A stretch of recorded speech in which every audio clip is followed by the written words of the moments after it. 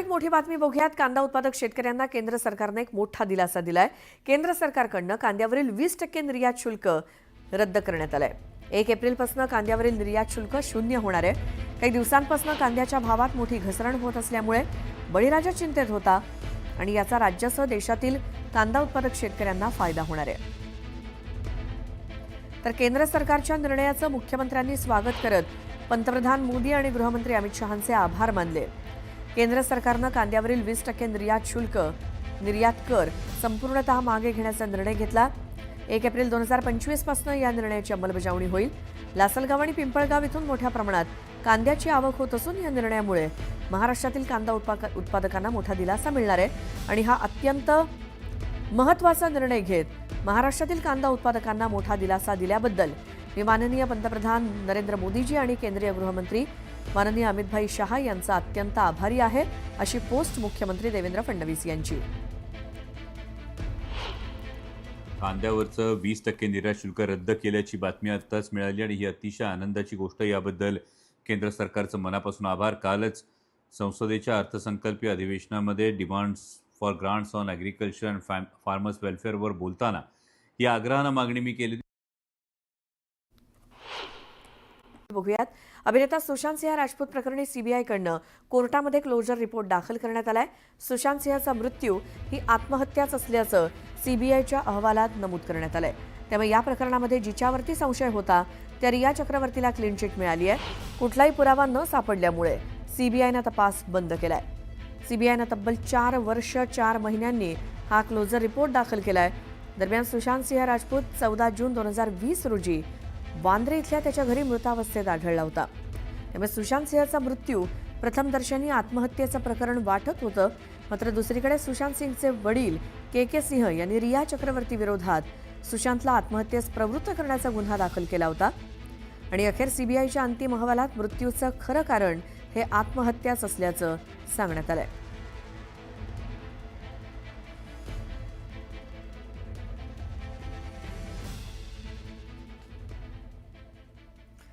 आणि आता या बुलेटिनमध्ये बघूयात सकाळच्या 100 बातम्या। केंद्र सरकारनं कांद्यावरील 20% निर्यात शुल्क रद्द करण्याचा निर्णय घेतलाय। 1 एप्रिलपासून कांद्यावरती कोणतीही निर्यात शुल्क आकारलं जाणार नाही। केंद्र सरकारच्या या निर्णयामुळे शेतकऱ्यांना मोठा दिलासा मिळालाय। केंद्र सरकारच्या निर्णयाचं मुख्यमंत्र्यांनी स्वागत करत पंतप्रधान मोदी आणि गृहमंत्री अमित शहांचे आभार मानले। लासलगाव आणि पिंपळगाव इथून मोठ्या प्रमाणात कांद्याची आवक होत असून या निर्णयामुळे महाराष्ट्रातील कांदा उत्पादकांना मोठा दिलासा मिळणार आहे, असं म्हणत फडणवीसांनी कांदा निर्यात शुल्क हटवल्याच्या निर्णयाचं स्वागत केलं। कांदा उत्पादकांना दिलासा देणारा निर्णय राज्यात झाला असल्याचं म्हणत उपमुख्यमंत्री एकनाथ शिंदेंनी पंतप्रधान नरेंद्र मोदींसह सहकार मंत्री अमित शहा आणि कृषी मंत्री शिवराज सिंह चौहान यांचे आभार मानले। आता कांद्याला चांगला भाव मिळेल असा विश्वास शिंदेंनी व्यक्त केला। कांदा निर्यात शुल्क हटवल्यामुळे खासदार अमोल कोल्हेंनी सुद्धा केंद्र सरकारचे आभार मानले। आम्ही संसदेत वारंवार मागणी केली, आता यापुढे केंद्र सरकारचं धोरण कांदा उत्पादक शेतकऱ्यांच्या बाजूने राहील, असं अमोल कोल्हे म्हणाले। केंद्र सरकारच्या निर्णयाचं खासदार निलेश लंकेंनी स्वागत केलं। कांद्यावरील निर्यात शुल्क हटवण्याच्या मागणीसाठी अनेक वेळा आंदोलनं केली, उशिरा का होईना सरकारला जाग आली, अशी प्रतिक्रिया निलेश लंकेंनी दिली। कांद्यावरील निर्यात शुल्क हटवावं ही अनेक दिवसांची मागणी पूर्ण झाली। आता कांद्याची निर्यात वाढून शेतकऱ्यांच्या कांद्याला योग्य भाव मिळेल। हमी भाव मिळण्यासाठी कांदा निर्यातीला प्रोत्साहन द्यावं, असं आवाहन खासदार भास्कर भगरेंनी केलं। दिल्ली उच्च न्यायालयाचे न्यायाधीश यशवंत वर्मा प्रकरणात सरन्यायाधीश संजीव खन्नांकडनं उच्चस्तरीय समिती नियुक्त करण्यात आली आहे। आता त्रिसदस्यीय समिती यशवंत वर्मा प्रकरणाची चौकशी करणार आहे। मल्हार सर्टिफिकेशनवरनं जेजुरीमध्ये खांदेकरी, मानकरी आणि ग्रामस्थांच्या उपस्थितीत ग्रामसभा पार पडली। मल्हार या नावाला विरोध करत नितेश राणेंनी आपली भूमिका बदलावी, अन्यथा विश्वस्तांना देखील गावबंदी करू, असा इशारा जेजुरी ग्रामस्थांनी दिला। छत्रपती शिवाजी महाराजांचा अवमान आणि इंद्रजित सावंतांना धमकी देणाऱ्या प्रशांत कोरटकरचा पासपोर्ट कोल्हापूर पोलिसांनी ताब्यात घेतला। प्रशांत कोरटकर देशाबाहेर गेला नसल्याची माहिती समोर आली असून कोरटकरच्या पत्नीनं पासपोर्ट कोल्हापूर पोलिसांकडे जमा केलाय। बीड जिल्हा कारागृहात माझ्या पतीच्या जीवाला वाल्मिक कराडपासून धोका आहे। असा आरोप दादासाहेब खिंडकर यांच्या पत्नी अश्विनी खिंडकर यांनी केला आहे. अश्विनी खिंडकरांनी कारागृह अधीक्षकांना निवेदन देत खिंडकरांना पोलीस गार्ड देऊन सीसीटीव्हीच्या निगराणीखाली ठेवण्याची मागणी केली आहे. आमदार सुरेश धस यांच्या विरोधात 26 तारखेला विधान भवनाबाहेर आत्मदहन करण्याचा इशारा आष्टीतील सामाजिक कार्यकर्ते मनोज चौधरी यांनी दिलाय. धस यांच्यासह इतर 38 कार्यकर्त्यांवरती कलम 395 नुसार खटला सुरू आहे. मात्र पोलीस त्यांना पाठीशी घालत असल्याचा आरोप चौधरींनी केला. बीड जिल्ह्यातील वाढत्या गुन्हेगारीच्या पार्श्वभूमीवर जिल्हा पोलीस प्रशासन ॲक्शन मोडवर आलंय. अंबाजोगाई येथील क्रांतीनगर भागात राहणारा गुंड मोहन मुंडेवरती एमपीडी अंतर्गत कारवाई करून त्याची रवानगी हर्सुल कारागृहात करण्यात आली. जळगावात कायदा सुव्यवस्था ढासळली आहे. या राज्यात आता सरपंचही सुरक्षित राहिले नाहीत असं विधान एकनाथ खडसेंनी केलं. लोकप्रतिनिधी देखील सुरक्षित नाहीत अशी खंत खडसेंनी व्यक्त केली. धाराशिवमधील वेगवेगळ्या 13 प्रकारच्या गुन्ह्यातील 170 मराठा आंदोलकांवरचे गुन्हे निकाली काढण्यात आलेत. गृहविभागाच्या आदेशानुसार आंदोलकांवरचे सगळे गुन्हे मागे घेऊन त्यांची निर्दोष मुक्तता करण्यात आली आहे. विधान परिषदेच्या आमदारकीची शपथ घेतल्यानंतर आमदार संजय केणेकर पहिल्यांदाच छत्रपती संभाजीनगरमध्ये आले. यावेळी कार्यकर्त्यांनी फटाक्यांची आतिषबाजी करत केणेकर यांची शहरातून मिरवणूक काढली. संताजी, धनाजी आणि ताराराणी यांचा भव्य स्मारक छत्रपती संभाजीनगरात उभारणार असं आश्वासन केणेकर यांनी दिलं.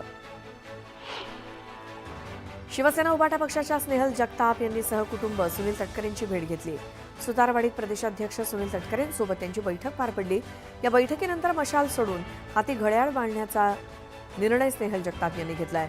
अजित पवार यांच्या उपस्थितीत जगतापांचा पक्षप्रवेश होणार असून 14 एप्रिलनंतर प्रवेशाची तारीख ठरणार आहे. रायगडच्या पालकमंत्रीपदाबाबत शिवसेना म्हणून आमची भूमिका स्पष्ट आहे. भरत शेठ पुन्हा निवडून आल्यावर तेच पालकमंत्री होतील असं तिन्ही पक्षांमध्ये ठरलं होतं. त्यामुळे तीनही नेत्यांनी मिळून यावरती मार्ग काढावा अशी मागणी मंत्री उदय सामंत यांनी केली. चित्रा वाघ एकट्या नाहीत, भाजपसह नारायण राणे त्यांच्या पाठीशी आहेत अशी प्रतिक्रिया नारायण राणे यांनी चित्रा वाघ आणि अनिल परबांच्या वादावरती दिली. तर परब आणि आक्रमकता हे समीकरण जमतं का असा खोचक टोला देखील राणेंनी लगावला. रस्ते घोटाळ्याची चौकशी व्हावी अशा मागणीचं पत्र मुख्यमंत्र्यांना पाठवल्याची माहिती आदित्य ठाकरेंनी दिली. तर पक्ष सोडल्यापासून नारायण राणे आमच्यावरती आरोप करतात असा देखील टोला आदित्य ठाकरेंनी लगावला. विशेष सरकारी वकील उज्ज्वल निकम यांनी छगन भुजबळांची भेट घेतली. जळगावातील अजिंठा विश्रामगृहावरती भुजबळ आणि निकमांमध्ये बंद दाराआड चर्चा झाली. या चर्चेचं कारण मात्र गुलदस्त्यात आहे. मराठा आंदोलक मनोज जरांगे यांनी मराठा सेवकांची बैठक घेतली. राज्यभरात आता गाव पातळीवरती मराठा सेवकांची नियुक्ती केली जाणार आहे. 6 जूनला मराठा सेवकांची घोषणा केली जाईल. औरंगजेबाची कबर काढावी या मागणीला आमचा पाठिंबा नाही असं वक्तव्य आरपीआयच्या रामदास आठवलेंनी केलं.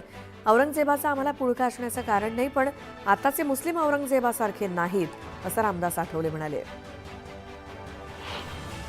राजकारणात आम्ही एकमेकांचे विरोधक आहोत, आम्ही एकमेकांचे शत्रू नाही. सभागृहात आमची रोज भेट होत असते. ओळखी आहेत तर आम्ही प्रत्येकजण एकमेकांना भेटतो, हालहवाल विचारतो. आम्ही एकमेकांना भेटायचं नाही का? विरोधक आहोत म्हणून मारामाऱ्या करायच्या का असा सवाल विचारत छगन भुजबळांनी अजित पवार आणि जयंत पाटलांच्या भेटीवरती प्रतिक्रिया दिली. शिर्डीतील 13व्या अखिल भारतीय मराठी संत साहित्य संमेलनाचं उद्घाटन मंत्री संजय शिरसाट आणि विखे पाटलांच्या हस्ते झालं. यावेळी वारकरी म्हणजे डॉक्टर असून वारकऱ्यांचं नेटवर्क स्ट्रॉंग होतं म्हणून महायुतीची सत्ता आल्याचं विधान शिरसाटांनी केलं.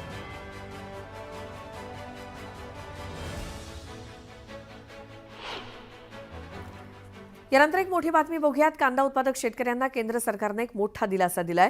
केंद्र सरकारकडनं कांद्यावरील 20% निर्यात शुल्क रद्द करण्यात आलंय.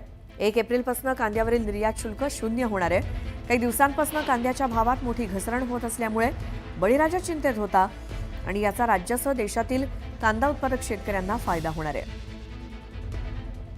तर केंद्र सरकारच्या निर्णयाचं मुख्यमंत्र्यांनी स्वागत करत पंतप्रधान मोदी आणि गृहमंत्री अमित शहांचे आभार मानले. केंद्र सरकारनं कांद्यावरील 20% निर्यात कर संपूर्णतः मागे घेण्याचा निर्णय घेतला. 1 एप्रिल 2025 पासून या निर्णयाची अंमलबजावणी होईल.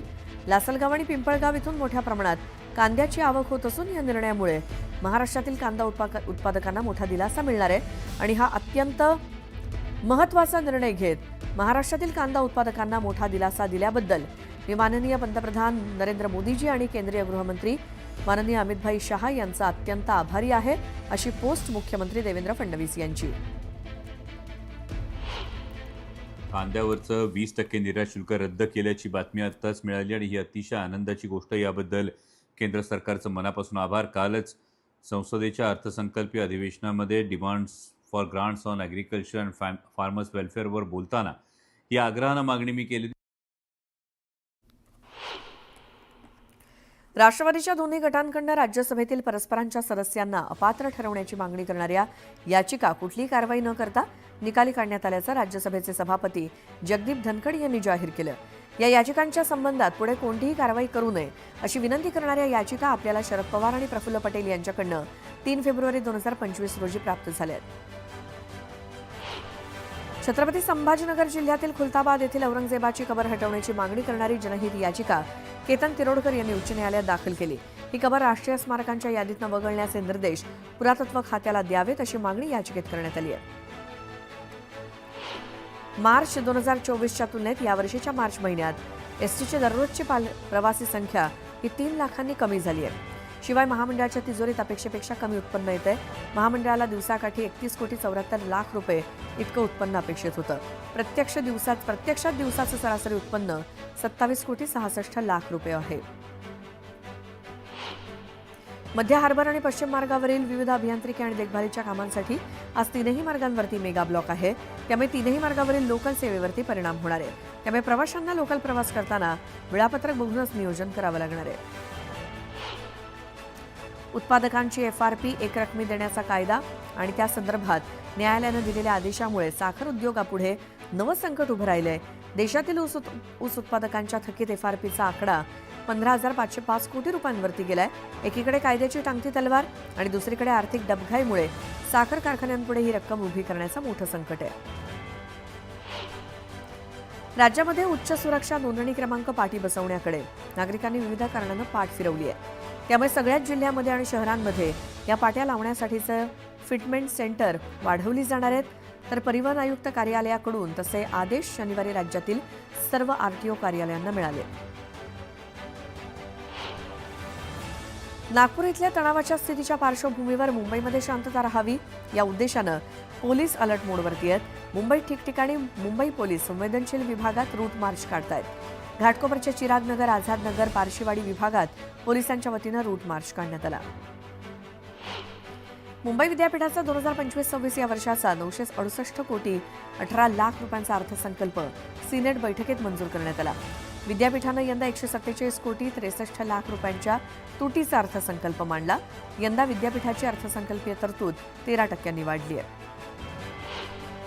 गेल्या 2 वर्षांपासून जागतिक आणि देशातील हवा प्रदूषणात उरणची अव्वल क्रमांकावरती नोंद होऊ लागली होती. मात्र काही दिवसांपासून यामध्ये सुधारणा झाली असून शुक्रवारी हा हवा गुणवत्ता निर्देशांक 59 अंकांवरती होता. या अंकात सातत्यानं सुधारणा होते, त्यामुळे वातावरणात आल्हाददायक झालंय.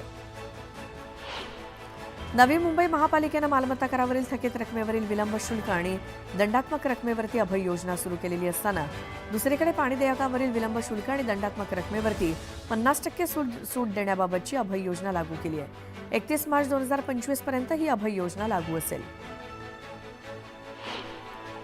उन्हाळी सुट्ट्यांमध्ये होणारी प्रवाशांची वाढती संख्या लक्षात घेऊन अतिरिक्त गर्दी विभाजित करण्यासाठी मध्य रेल्वेनं मुंबई, नागपूर, करमाळी, तिरुवनंतपुरम, पुणे, नागपूर आणि दौंड, कलबुर्गी दरम्यान 332 उन्हाळी विशेष रेल्वे गाड्या चालवण्याचा निर्णय घेतलाय.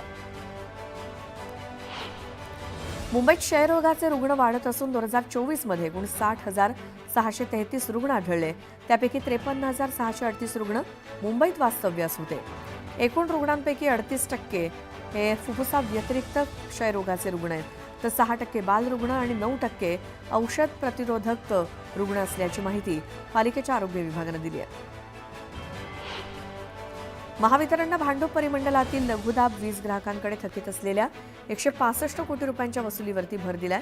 दुसरीकडे वीज ग्राहकांना वीज भरणं किंवा बिल भरणं सोयीचं व्हावं यासाठी वीज बिल भरणा केंद्र साप्ताहिक सुट्टी आणि सार्वजनिक सुट्टीच्या दिवशी कार्यालयीन वेळेत सुरू ठेवली जात आहे.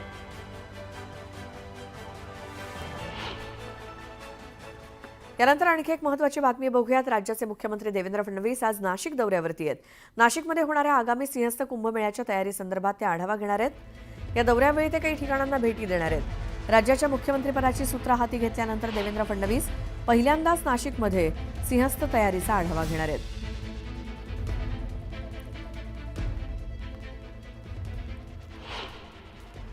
कोरोना काळात आरोग्य सुविधा पुरवण्यासाठी कंत्राटी पद्धतीनं घेण्यात आलेले कर्मचारी अद्यापही पालिका सेवेत कार्यरत असून त्यापैकी कामचुकार असलेल्या 100 कर्मचाऱ्यांना ठाणे महापालिकेनं कामावरनं काढून टाकण्याची कारवाई वर्षभरात केली आहे. या निमित्तानं कामचुकार कर्मचाऱ्यांना पालिकेनं घरचा रस्ता दाखवल्याची चर्चा सुरू आहे. सावित्रीबाई फुले पुणे विद्यापीठाचा 2025-26 या आर्थिक वर्षासाठी एकूण 566 कोटी रुपये जमेचा आणि तब्बल 648 कोटी रुपये खर्चाचा अर्थसंकल्प सादर करण्यात आला. अर्थसंकल्पात एकूण 82 कोटी रुपयांची तूट दर्शवली असून गेल्या वर्षीच्या तुलनेत 17 कोटी रुपयांनी ही तूट कमी झाली आहे. कडक उन्हामुळे मुंबईला पाणीपुरवठा करणाऱ्या धरणांमधील पाणीसाठा झपाट्यानं आटत चाललाय. आणखी 2.5 महिने उन्हाळ्याचे बाकी आहेत. त्यामुळे संभाव्य पाणी संकट लक्षात घेता खबरदारीचा उपाय म्हणून भातसा आणि अप्पर वैतरणा या 2 धरणातील राखीव पाणीसाठा घेण्याची परवानगी मुंबई महापालिकेनं राज्य सरकारकडे मागितली आहे. राज्यात उन्हाची तीव्रता वाढू लागली आहे. उष्णतेशी निगडीत आजारांचा धोका वाढू लागलाय. राज्यात उष्माघाताच्या रुग्णसंख्येत वाढ सुरूच असून आतापर्यंत 21 रुग्णांची नोंद झाली आहे. सर्वाधिक रुग्ण हे गडचिरोलीमध्ये आहेत. या पार्श्वभूमीवर सार्वजनिक आरोग्य विभागानं नागरिकांना खबरदारीचा इशारा दिलाय. मुंबईतील सर्व 13,79,086 झोपडपट्टीवासियांचं बायोमेट्रिक सर्वेक्षण पूर्ण करण्यासाठी झोपडपट्टी पुनर्वसन प्राधिकरणानं निविदा काढून महापालिकेच्या प्रभागनिहाय सर्वेक्षण संस्थांची नियुक्ती करण्याचं ठरवलंय. आतापर्यंत 40% बायोमेट्रिक सर्वेक्षण पूर्ण झालं असून उर्वरित 60% पूर्ण करण्यासाठी एकाच वेळी अधिक संस्थांची नियुक्ती करण्याचा निर्णय प्राधिकरणानं घेतलाय.